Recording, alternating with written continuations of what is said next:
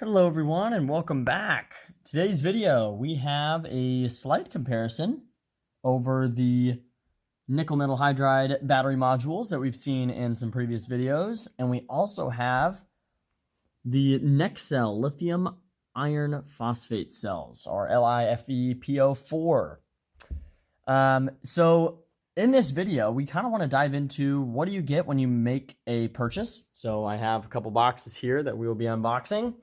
And I want to do some direct comparisons, maybe talk about why you might want to switch or consider the lithium iron phosphate battery over a nickel metal hydride replacement, including a refurbishment or recycling. So without any further chatting, let's go ahead and jump right into it.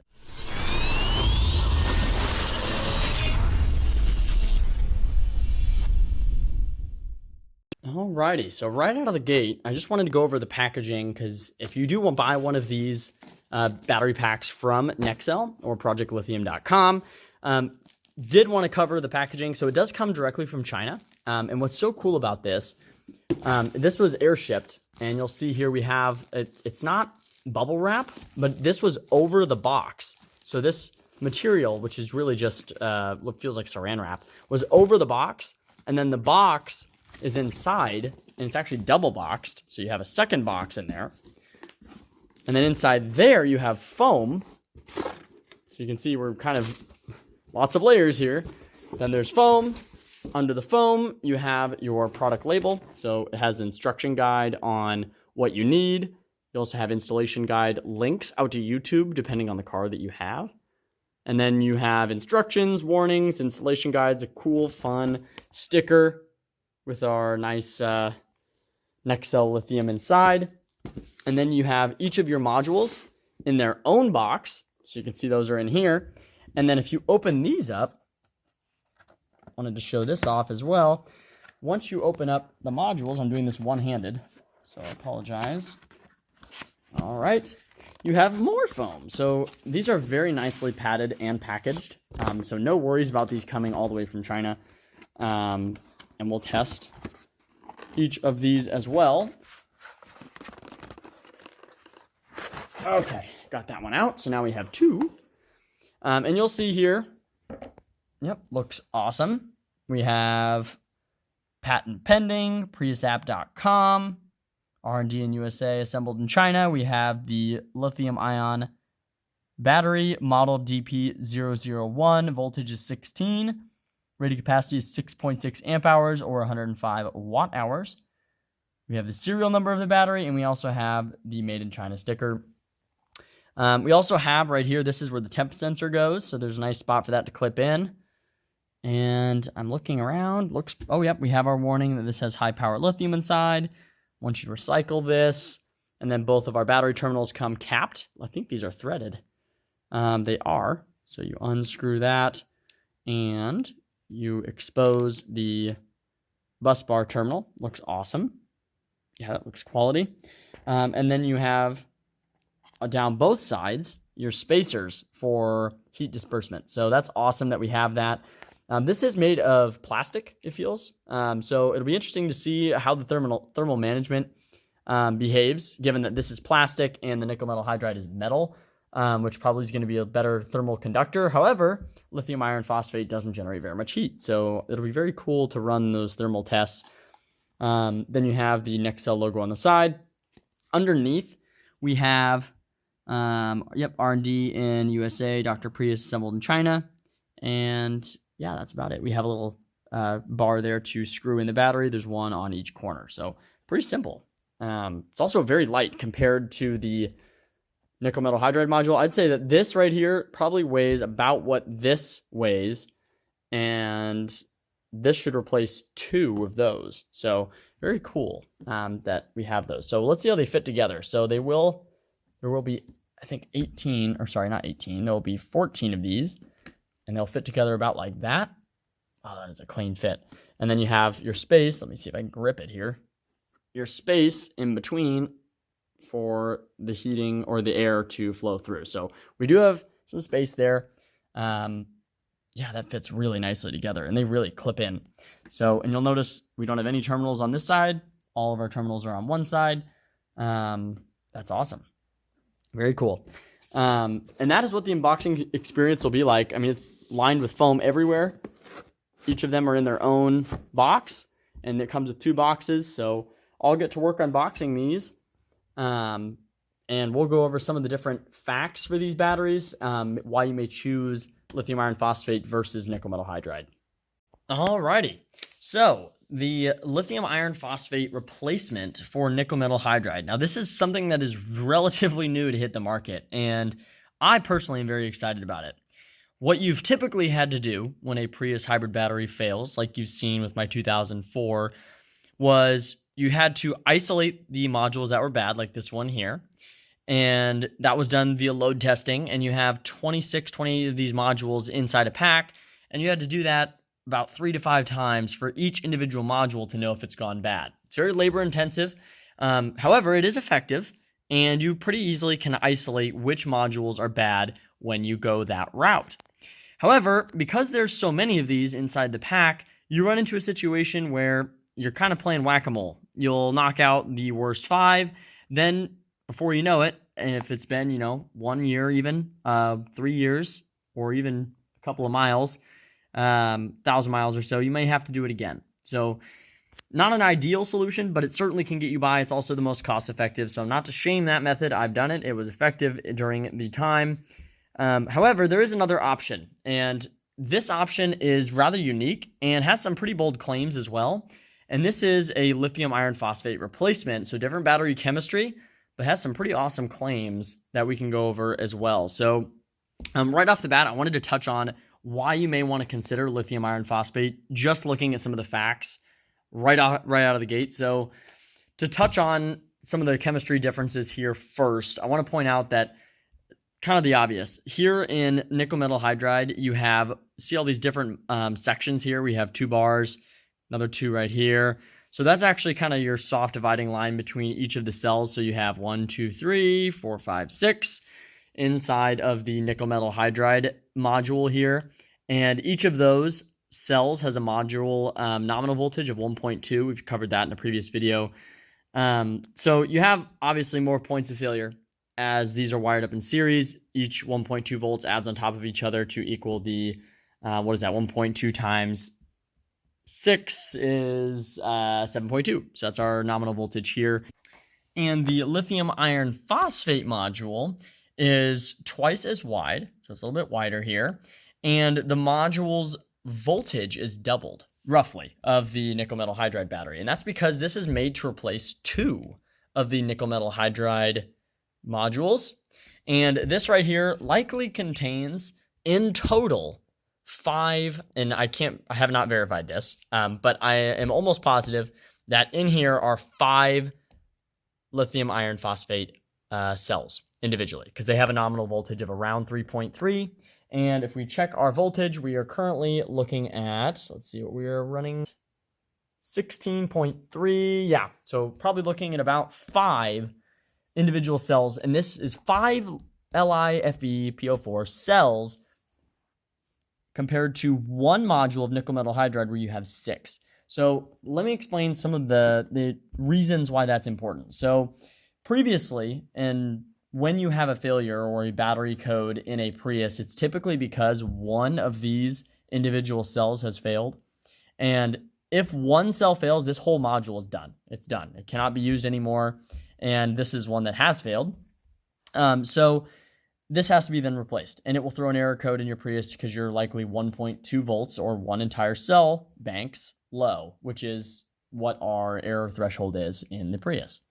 So the advantage of having 1 module that now only has 5 cells that does replace 2. So this 1 module that has 5 cells is really replacing 12 cells of nickel metal hydride. Additionally, you'll see the post right here. One side of the nickel metal hydride module is negative and the other side is positive. Well, really what they've done here, Nexcel has done, is they have put the positive and negative terminals on one side, and you'll notice the other side is completely bare. And the reason that's important, so I have one set up over here, they've essentially done this. They've attached the positive and negative together to wire up in series 2 modules, but only used 5 cells of lithium iron phosphate. to create really just a higher capacity, and it is a 6.6 amp hour, so it is technically a little bit higher capacity module that will have less points of failure. At least that's how I'm looking at it right now. And you'll see the points here would line up, although you have these connected. So that's typically done with your bus bars. So this also means fewer bus bars. As we know, a dirty or corroded bus bar can also be a point of failure in a Prius.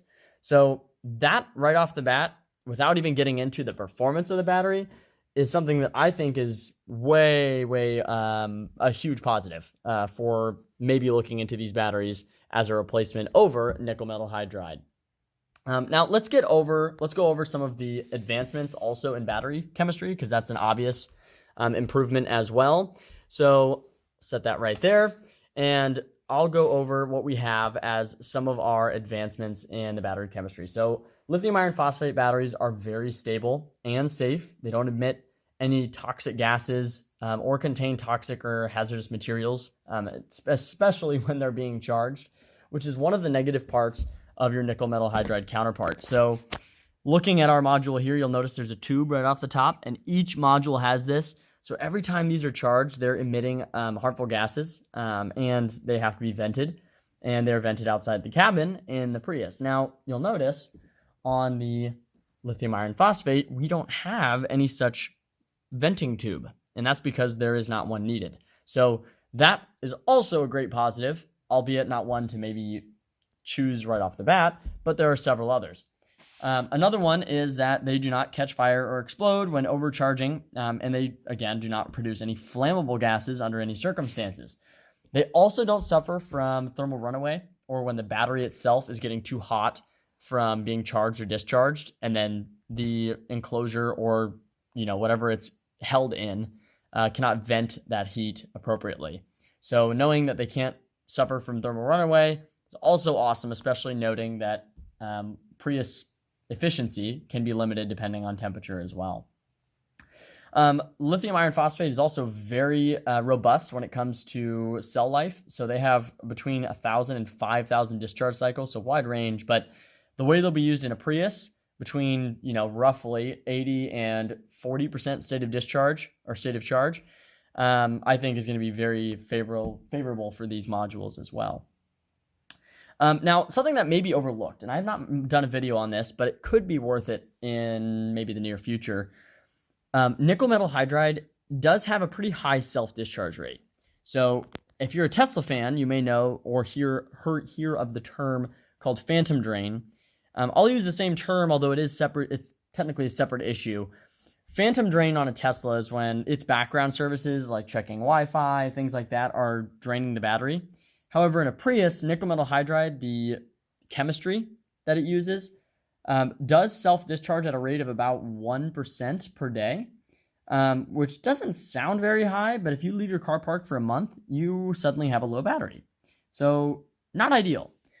On the flip side, lithium iron phosphate has a self-discharge rate of virtually zero. There have been documented cases where these batteries can remain charged for up to 10 years.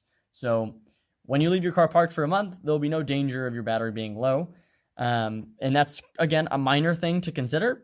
Probably not number one on your list, but it is something that is a nice perk. In higher discharge rate applications, which is exactly what a Prius will allow you to use these for, you also can have kind of a prolonged or double your usage capacity. And you may be asking, well, why? And that's because of voltage sag. So when you're on a high discharge rate application, or pulling power from the Prius as you're climbing a hill or you're in EV mode, the voltage that's coming out of the battery will dip, and it's not because the connections or the wires running from the battery to the inverter or to the wheels or wherever we're measuring that voltage is too small. On the contrary, it's because the batteries, they can obviously supply the power, but at some point it's pulling so much power that the voltage will drop in the battery. Lithium iron phosphate is a little bit more robust, and that voltage sag should be less, and I have a test queued up, so we can run that test to see, once these are installed in my car, if the voltage sag is indeed less, and that should mean more perceived power, because the engine or the electric motor should be receiving more electric power at any given time when it's demanded. That's actually a pretty big advantage, and one that I'm really excited for. We also have a flatter discharge curve. So as these get lower, the discharge curve will start to decrease earlier. This will remain a little bit flatter and then have a sharp or steep drop off. So this means during your usage, you don't really notice that the car is getting slower. At least in theory, that is exactly how that should work. These modules, the lithium iron phosphate, should be able to deliver twice the amount of discharge rate, so a high amperage discharge rate comparatively. Now, I don't think this will really be seen when you're driving the car, and the reason is the car can only ask for so much power. So I think the voltage sag from the nickel metal hydride not being present in the lithium iron phosphate will be the biggest difference, but we'll see how that works once it's in the car. Now, additionally, we also have lithium iron phosphate can accept a higher charge rate, so up to 3C, which is faster for recharging, which would be nice to test on a large hill when compared with the nickel metal hydride. And we can also leave lithium iron phosphate in a deeper discharge state for extended periods without causing a permanent reduction in battery capacity compared to the nickel metal hydride module. So they don't mind deeper discharges. Probably not going to be something we see as an advantage for the Prius in actual real world use, but something to consider as well. We also have less of a damage when we're working with higher temperatures. So we've already covered a video on how to maintain your Prius battery health when you're using nickel metal hydride, but we have not on the lithium iron phosphate. So we'll want to make sure we cover that one. And really my only concern, if I'm being completely honest, with the lithium iron phosphate is that I live in the Midwest and it does get rather cold here, and our lithium iron phosphate modules, once it gets below freezing, don't like to be charged at a very high rate, specifically at around 0.1 C, 0.1 times the capacity, so that'd be pretty low charge rate for these. So I'm curious to see when it gets cold, if this has a BMS in it, how it's going to be handled when, in the winter, you need to charge through regen, how that's handled. So that's just the one thing, my one concern if I have one. Otherwise, I'm expecting some pretty awesome things out of these batteries. So let's go ahead and jump over to Nexcell's website and let's take a look at what they're claiming for their batteries, because this could be a pretty awesome thing as a replacement. Alrighty, so I'm over here on projectlithium.com, and this is where you can order a module yourself. And I wanted to cover some of the things that they are advertising for their different lithium iron phosphate cells or modules, and you can take a look at what they're claiming for these as well. So as I scroll through, that looks the same as the module I received, and they're claiming that this is the first lithium upgrade battery for Prius, and it took 6 years of development, and they have many videos where they torture test these batteries, ensure that they are safe for use, and also do some tests to see their real-world performance as well.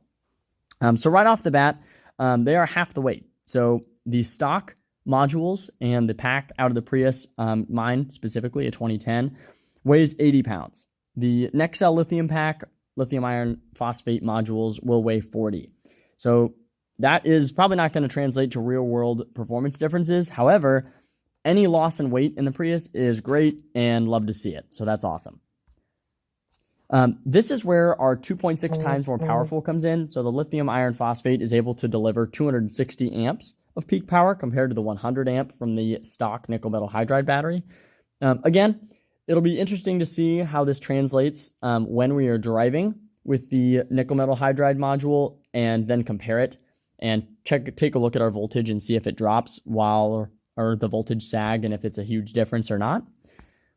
And this is probably the biggest claim that I would love to test. So the better fuel economy. Are we actually going to get better fuel economy using the Nexcell batteries compared to the lithium or the nickel metal hydride?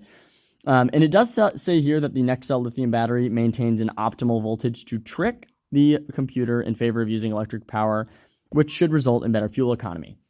And based on what the label says on the battery, that it has a voltage of 16, that would essentially mean that the nickel metal hydride modules are each at 8 volts, which is certainly higher than the 60% state of charge that they normally otherwise would be at, which I think is closer to 7.6, 7.8 volts. So yes, in theory, this should be correct. And I'm really excited to test the fuel economy, or the real life fuel economy, of the lithium iron phosphate cells from Nexcel. They also claim that the level of safety is super high. So we've covered some of that and why that is the case. That's because lithium iron phosphate is an awesome battery chemistry to use. It is toxic free, so no more chemicals emitted while charging the battery. And probably the best thing about these of all is that they are affordable. So, and we'll see this in a minute, the different costs for the different available models that they have. But probably the best part about it is that it is very affordable. If you're going to buy a brand new nickel metal hydride battery module, you might want to wait, because these right here, if you can get them, in theory should be better than stock or OEM, and also be cheaper. So yeah, let's take a look at what we have for our costs. And you'll see here they have all sorts of different modules. So we'll scroll up to the top, hit that hamburger button, and go to buy. And in here, you'll see we have a couple different cars or products. And we're going to go to Prius lithium battery. And they have a whole bunch. So we have a Camry hybrid lithium battery pack, which is currently on sale for $100 off. And this is 17 blocks. And let me see what generation this is. It might be for all Camrys. So they have the Camry. We also have the GM Tahoe, which has 20 blocks. The 300H Lexus, 450H Lexus. I have the Gen 3 pack. So you'll see here it's $1,900. The Prius C is $1,400, which is 10 blocks. So I have 14 blocks in mine. And then you also have the Prius Gen 4. Some of these do actually have lithium right out of the gate, but not all of them. And then I believe this Toyota Alpha is an overseas car, not in the United States. So really cool that we have a replacement for all of these different makes and models. And you, in theory, should be able to use this across all of these different cars. And we have a second page.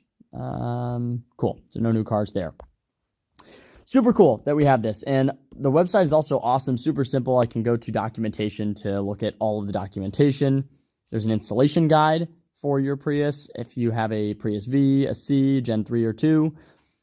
And from the videos on here, which I have watched as well, your EV range test or electric vehicle only range should be in the range of around double. So you saw from one of my previous videos, I think I got 1.4 miles. In theory, I should get close to 3 miles of electric only, and we'll certainly put that to the test as well. There's also some of the torture tests on here, short circuit tests, all sorts of fun stuff, where you can see how even the prototypes have done with testing. So awesome website. I have a link in the description if you'd like to check out their website and buy a pack of your own. In my next video, I will be coming out with an actual real world test. Just wanted to talk through what's coming because it's coming up very soon and I don't have a failing battery pack. However, certainly wanted to do a video on this because this is an awesome product and will affect pretty much everyone who has a Prius that is a Gen 3 because they're aging very quickly. And as the hybrid batteries fail, rather than investing in legacy or old nickel metal hydride modules, we certainly can update and upgrade to the next generation of modules, which should have a longer life and perform better as well. So be on the lookout for that next video. I'm hoping to have all of my tests complete and don't want to just rush through them. So it will be coming up here shortly, but we will be testing the lithium iron phosphate modules and driving a comparison between the nickel metal hydride counterparts very shortly. And if you have any questions or any comments, please leave those below. And otherwise, we will catch you in the next one.